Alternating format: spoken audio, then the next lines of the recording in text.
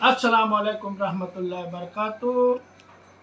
मेरे दोस्तों, मेरे भाइयों, कमेंट में बहुत आया है कि कब्रिस्तान में किस तरह जाना चाहिए और फातिहा किस तरह करना चाहिए। बहुत ज़्यादा कमेंट आया है। तो हमारे हुजूर पाक सल्लल्लाहु अलैहि वसल्लम का फरमान है कि हम लोगों की दरगाहों पे जाके चादर चढ़ाते हैं और उनसे मन्नतें मांगते हैं। यानी बड़ी तरह तरह की आज के दुनिया में बड़ी तरह तरह के फिसने फसाद चल रहे हैं, मगर हमारे हुजूर पाक सल्लल्लाहु अलैहि वसल्लम का फरमान है कि जो बंदा अपने वालिद वालदैन की कब्र पे जाके उनके लिए फातिहा पढ़े और उनके लिए मगफिरत की दुआ करे तो अल्लाह ताला इसमें बहुत खुश होता है और बहुत राजी होता है। उनकी भी मगफिरत होती है और जो औलाद जाती है, जो औलाद उनकी मगफिरत के लिए जाती है,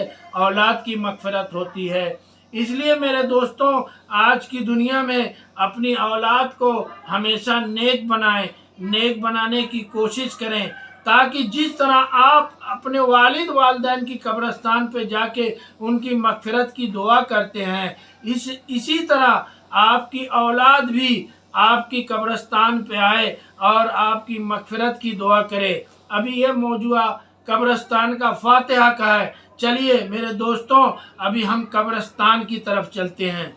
तो जैसे ही आप कब्रिस्तान के करीब पहुँचें या कब्रिस्तान में पहुँचें तो पहले अपना दाहिना पैर कब्रिस्तान में दाखिल करें। दाहिना पैर कब्रिस्तान में दाखिल करने के बाद इस तरह से सलाम करें, अस्सलाम वालेकुम रहमतुल्लाहि बरकातुहू या अहलल कबूर। अगर सारे मुस्लिमात के लिए आप सलाम करते हैं तो इस तरह से सलाम करना है, और अगर सिर्फ अपने वालिद वालदैन के लिए सलाम करते हैं तो उनके लिए भी इस तरह से सलाम करना है। अहलल कबूर के मतलब यानी जो भी उसमें है उस सब के लिए है। इसलिए पहला दाहिना पैर आप कब्रिस्तान में रखें, उसके बाद कहें अस्सलाम वालेकुम रहमतुल्लाहि बरकातुहू या अहलल कबूर।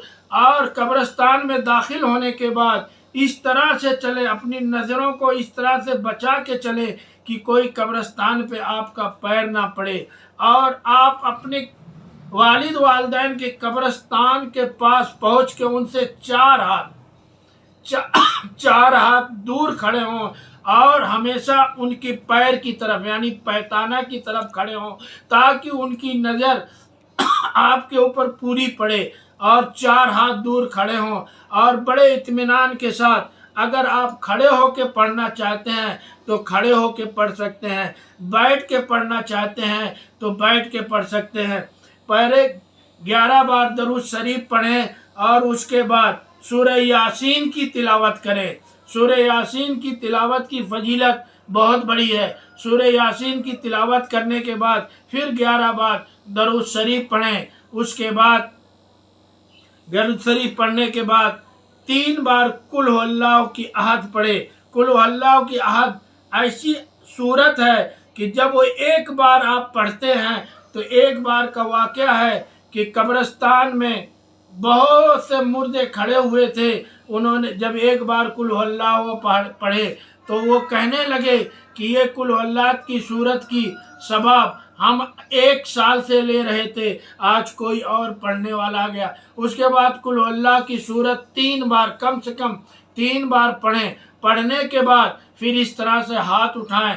हाथ उठाने के बाद अपने लिए, अपने वालिद वालदैन के लिए और जो भी मुस्लिमात वहाँ पे दफन है सबके लिए अल्लाह ताला की बारगाह में दुआ करें। इंशाअल्लाह मेरे दोस्तों, आपका फातिहा पूरा होगा और आपके वालिद वालदैन की भी मगफिरत होगी और आपकी भी मगफिरत होगी। अल्लाह ताला से गिड़गिड़ा के जब आप दुआ करते हैं तो जिब्रील अलैहिस्सलाम उनको एक चांदी के बर्तन में उनके लिए ये लेके जाते हैं और कहते हैं कि आपके घर वालों ने ये तोहफ़ा भेजा है।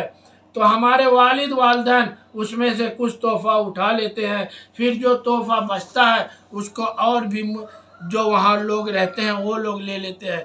تو یہ سورہ فاتحہ کا نظام ہے میرے دوستوں۔ اس طرح سے سورہ فاتحہ کریں اور کم سے کم ہر جمعے اپنے والد والدین کی قبرستان پہ جایا کرے اور ان کے لیے فاتحہ کیا کرے۔ اور ایسے کوئی وقت مقرر تو نہیں ہے، مگر جمعے کا دن سب سے فضیلت کا دن بتایا گیا ہے۔ اس لیے جمعے کے دن جو بھائیوں کی والد والدین کی قبرستان قریب میں ہیں وہ جایا کریں اور ان کے لیے مغفرت کی دعا کیا کریں اور ان کے لیے فاتحہ پڑھا کریں۔ میرے دوستوں، اللہ ہم سب کو اپنے والد والدین کی قبرستان پہ جا کے فاتحہ پڑھنے اور ان کی مغفرت کے لیے دعا کرنے کی توفیق عطا فرمائے۔ اور جو بھی ہمارے مسلمان بھائی جن کا انتقال ہو گیا ہے ان کے لیے بھی دعا کریں، تاکہ ہر آدمی کو جنت کی بشارت ہو اور ہمارے والد والدین کو جنت میں اونچا سے اونچا اللہ تعالیٰ مقام عطا فرمائے۔ آمین ثم آمین۔ اس کے بعد اپنے چہرے پہ اس طرح ہاتھ پھیریں۔ اللہ حافظ۔